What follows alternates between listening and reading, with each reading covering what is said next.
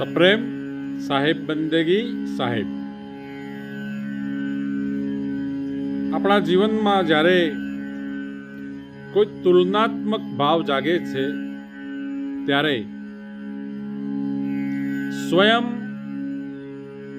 કંઈક ખોવાયાનો અથવા અપ્રાપ્તપણાનો એક અહેસાસ થાય છે, કંઈક ચોટ લાગે છે. અને જ્યારે પૂર્વકાલીન એવા મહાપુરુષો કે જેઓ મહાસાગરના મરજીવા એવા કહેવાયા છે અને પારખ પદ રૂપ એવા મોતીના માલમી કહેવાયા છે, એવા મહાપુરુષોની મધદરિયે ડૂબકી અને એ ડૂબકી સ્વરૂપ અનુભવ વાણી, એના પદ અને એના જીવન સંદેશાનો જ્યારે પ્રકાશ આપણા અંધકારમય અંતરપટ પર જ્યારે પડે છે ત્યારે એ આપણું અંતર ઝળહળે છે. અંતર એક સ્ફૂર્તિમય એક અહેસાસ પોતે કરે છે અને એના એવા પારખ વચનો, તોલીને બોલેલા પારખ વચનો જ્યારે શ્રવણ દ્વારે અથડાઈને એ જ્યારે હૃદય ભીતર જાય છે, હૃદયસ્થ થાય છે, ત્યારે એક એવી ચોક્કસ દિશામાં આપણી પણ ખોજ શરૂ થઈ જાય છે. ત્યારે તો કહેવાયું છે કે ચિત્તમાં ચટપટી લાગ્યા વિના કેમ રીજે કીર્તાર.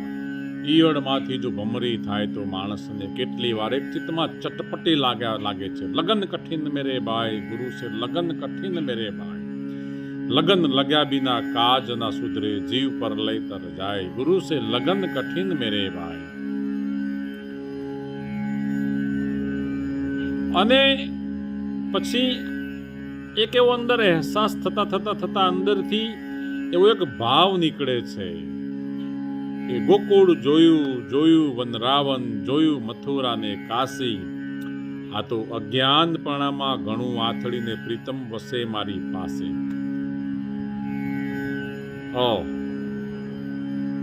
અત્યાર સુધી તો દિશાવિહીન દોડ, બસ દોડે જ ગયા આમ. અને દિશાવિહીન દોડ તો આખી જિંદગી કરી અને શું મળ્યું? થાકવા સિવાય કશું હાથ ન લાગ્યું સાહેબ.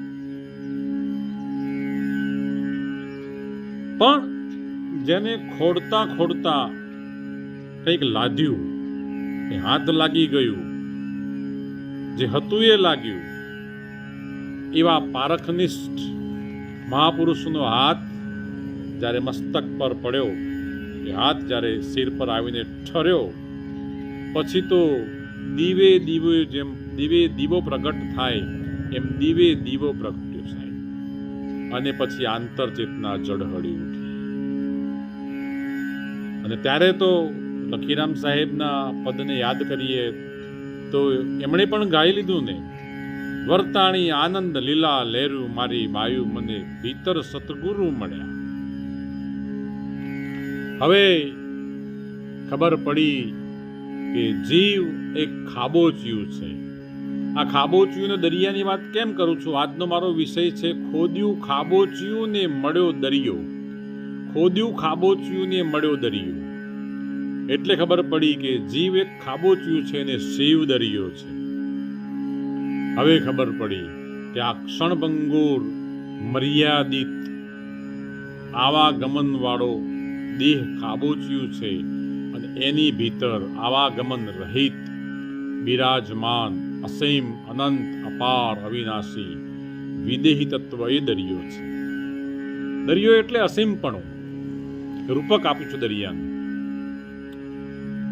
હવે એ દેહને ઉકેલતા ખોજતા એમાં ખોજ આદરતા એમાં અનંત અસીમ દરિયારૂપ ગહનતા અસીમપણું લાદ્યું. અને આ અસીમપણું જ્યારે પ્રાપ્ત થાય પછી એના કુંડાળા છે ને, એ કુંડાળામાંથી બહાર નીકળી જાય, પછી વાડામાંથી બહાર નીકળી જાય. પછી એ જીવ વાડાનો નથી, એ કુંડાળાનો નથી, એ પંથોડીનો નથી. અને ત્યાં સાહેબ કબીર એમ કહેતા હોય, દલ દરિયામાં ડૂબકી દેના, મોતી લેના ગોતી સંતો, મોતી લેના ગોતી. ડૂબકી મારવા પછી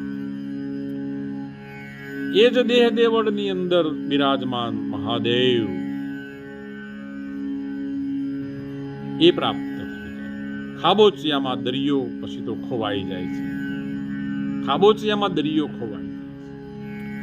અહીં પુનઃ વાત કરું તો તરંગ ખાબોચિયું છે, અને તરંગ એટલે મન, અને આત્મરૂપ અસીમ એ દરિયો છે.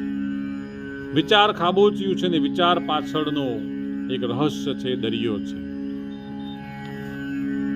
શબ્દ ખાબોચિયું છે અને નિઃશબ્દ દરિયો છે. અક્ષર ખાબોચિયું છે ને નિઃઅક્ષર દરિયો છે.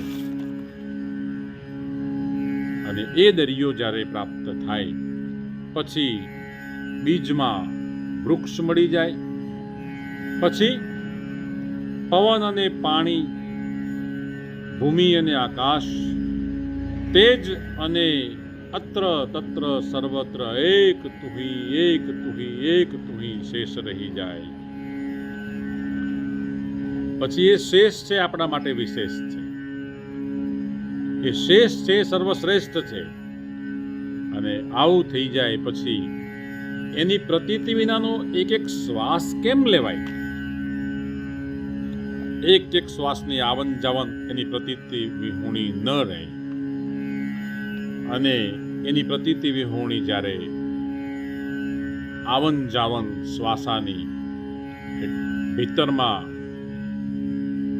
એની અનુભૂતિમય જ્યારે વર્તાય પછી મને આજે એક અમારા અભ્યાસકાળની કાવ્ય યાદ આવે છે, એની પંક્તિઓ યાદ આવે છે.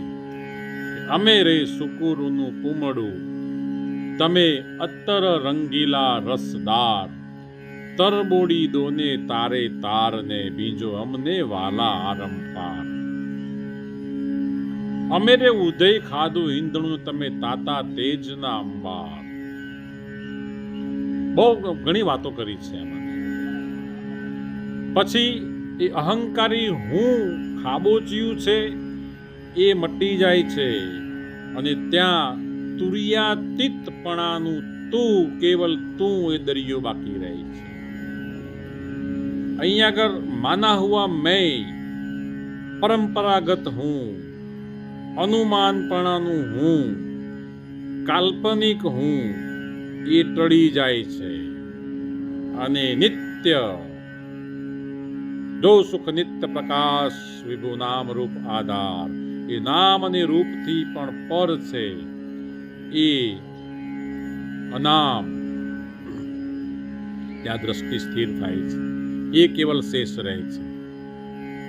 અને એ શેષનો જ્યારે વિશેષ અનુભવ મહાપુરુષ રોહિદાસ સાહેબને પણ થયો ત્યારે એમણે પણ કીધું, પ્રભુજી તુમ ચંદન હમ પાની.